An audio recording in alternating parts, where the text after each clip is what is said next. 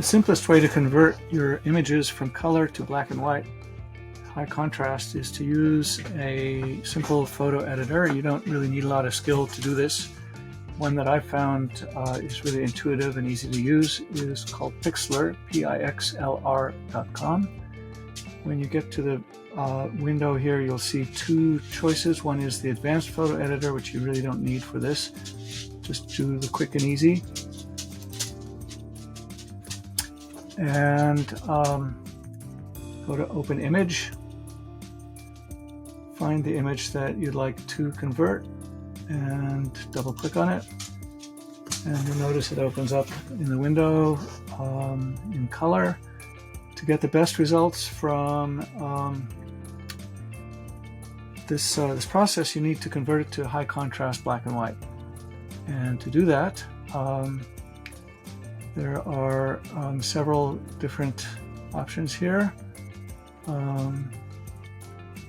One is Adjust and Filter, and you'll notice that there's a black and white option that will turn it into black and white.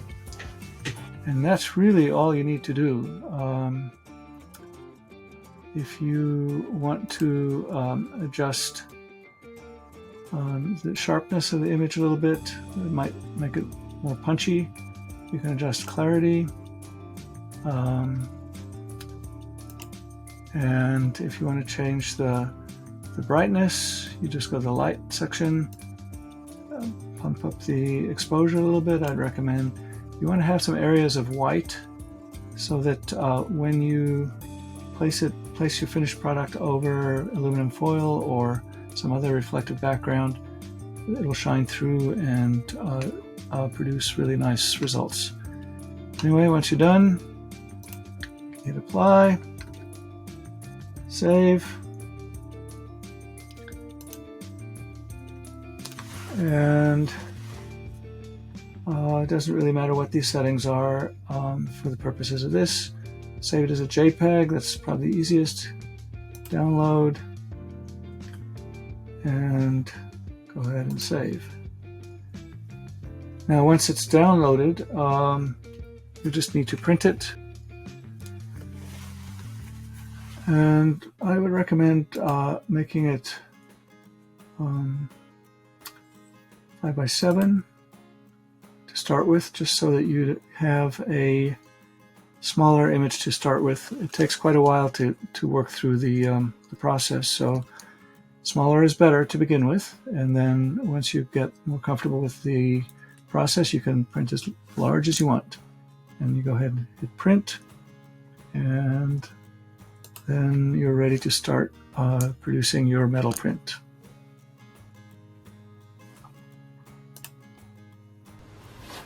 Once you have your high contrast laser print, here's everything you need to make beautiful metal prints.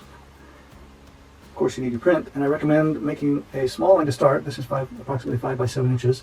As you perfect your technique, you can go larger, but a small one will give you plenty of time to practice and perfect the technique.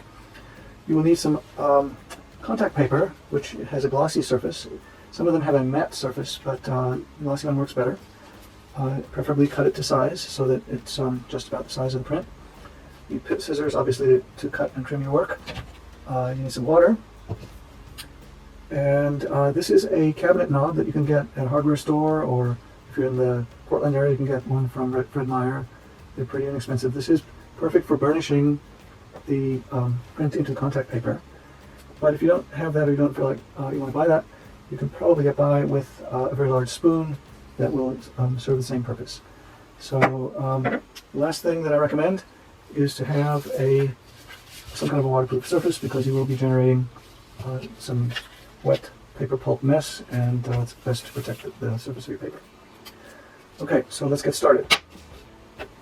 First thing you need to do is remove the backing from the contact paper, and sometimes it's a little bit tricky. Now you'll notice that the contact paper curls. Don't worry about that. When you take it out of the roll here, you can see it's got a huge curl to it.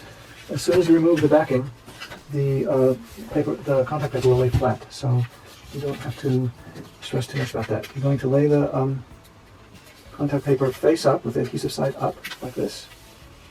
And take care not to get any dust or particles on it. You notice how nice and flat it's lying.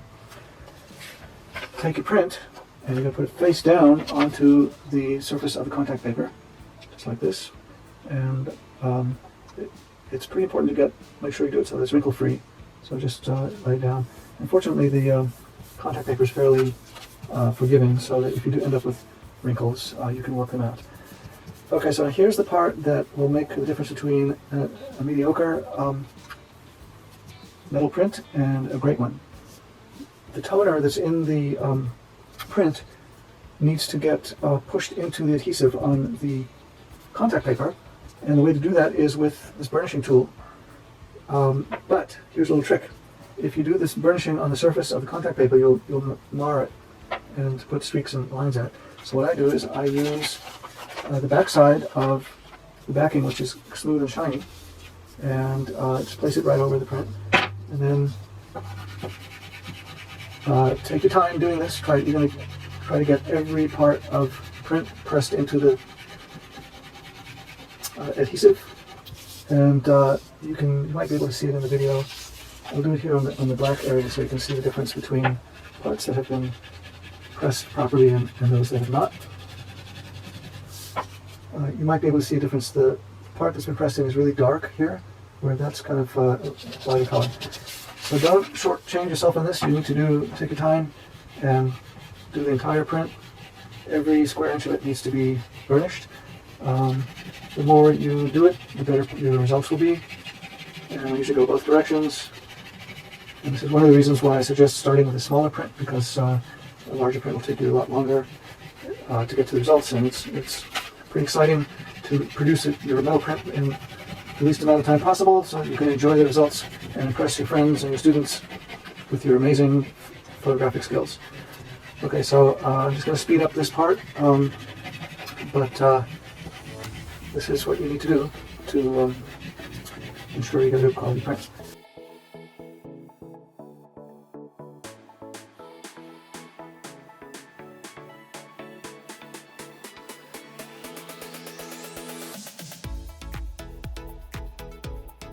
So that looks pretty good. Seems like I've got it all pressed in. And if you want to be even more meticulous, you can take the back side and do it, but I don't really think it's necessary. I usually don't do it on both sides, but like I said, you can't overdo this, so it's better to be overdone than underdone. Okay, now the fun begins. This is where you're going to be removing the paper backing. And I recommend a waterproof surface just so that you don't destroy your tabletop. Turn it over so the paper side is up. And this is a process that takes time. You can't really speed it up much, and it's a good meditative thing. Put some nice music. And here's how it goes. So you just put a little bit of water on it.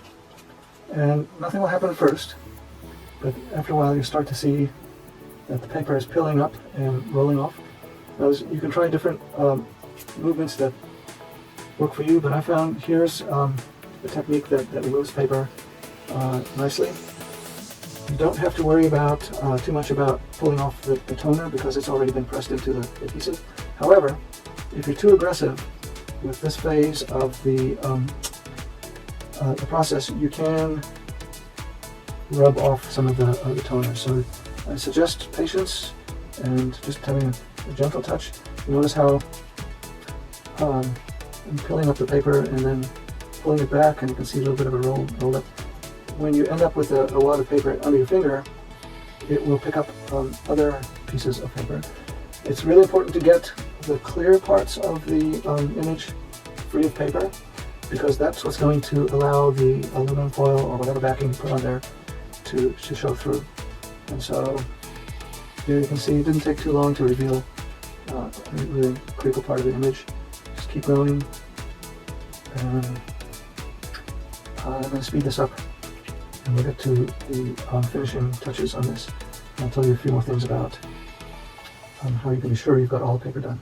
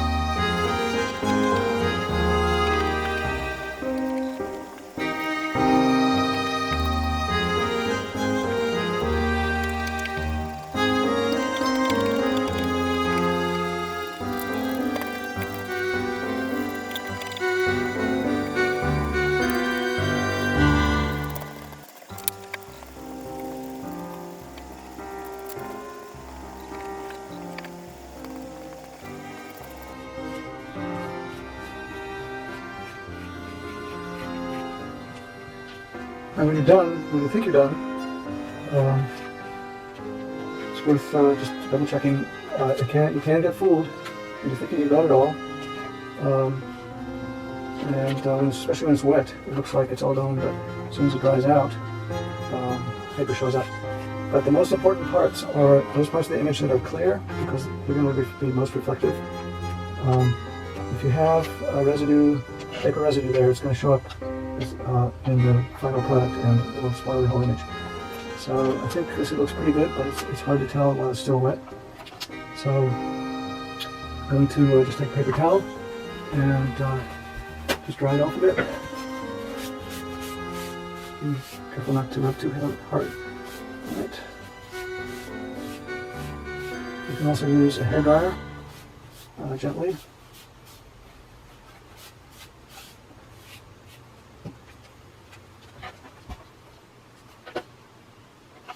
And that looks pretty good. Okay, so I am going to, at this point, don't need the water, we don't need the waterproof backing anymore, so I'm just going to move that off. I do want to dry it off, so another piece of towel here.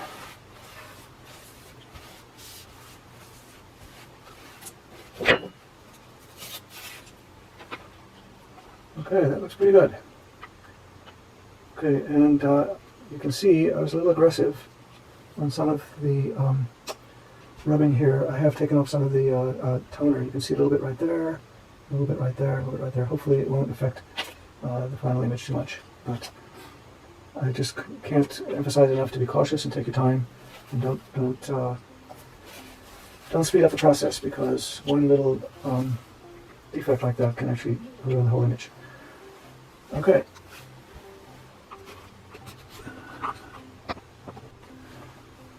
Now that your print is dry, it's time to examine it a little bit, and I noticed on this one I got most of it off, but I can't really tell if there's any residual paper.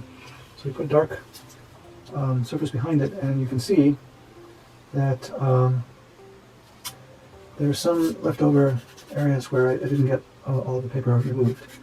Now, that may or may not be important, because those areas tend to be in areas of toner where it's dark, so it does not necessarily affect the final result. But what I recommend is, if you see that, go ahead and wet it again and just remove those pieces. It'll improve your image quite a bit.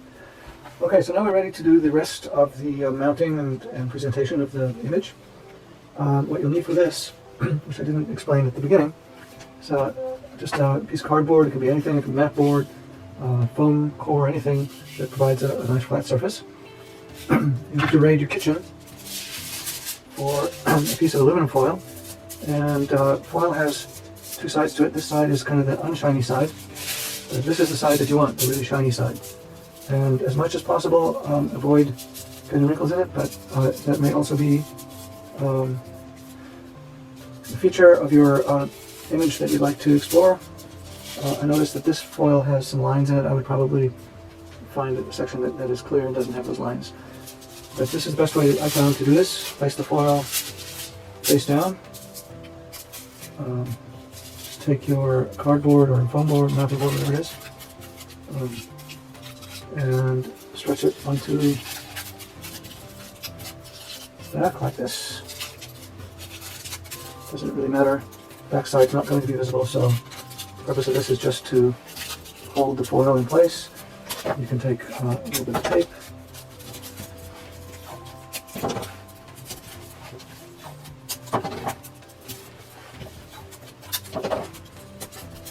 Okay, and now the magic happens.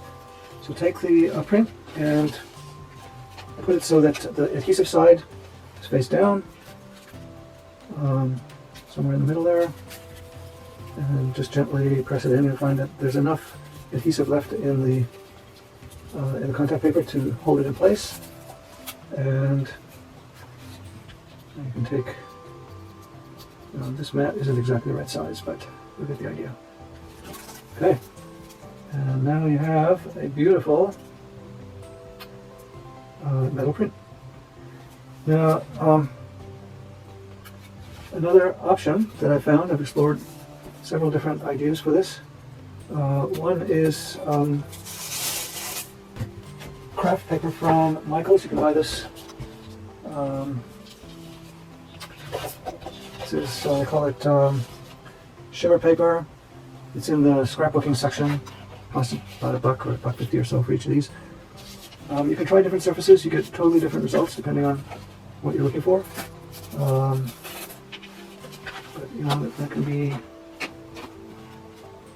quite a nice presentation there. It doesn't necessarily make sense to have a gold color for something which you know is silver, the airplane. So it might be more appropriate for others, other images. There's also a copper. There's several different kinds. Copper color works pretty well. And this one you can see the residual paper is showing up much more pronounced. In this area right here you can see that it's showing through. So that's what I was talking about. You need to remove that. But that would be kind of cool too. If you get it in the right light, it just really shines out and makes this really cool effect. I've experimented with a number of different surfaces. I found the ones that are most highly reflective are best. I don't think there's some that just don't work very well. For example, this one I thought was going to be great.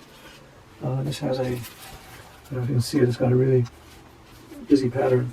And I've tried it with it, and I don't particularly like it. The pattern interferes with the image too much, and so I don't think that works. So I don't spend money on those kinds. Another kind is this, which also has a really active pattern.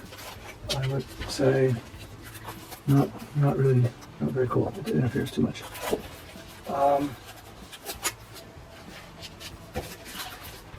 So another idea is instead of doing a reflective surface, there's no reason why you couldn't just put this on colored paper. It still has a very nice quality to it.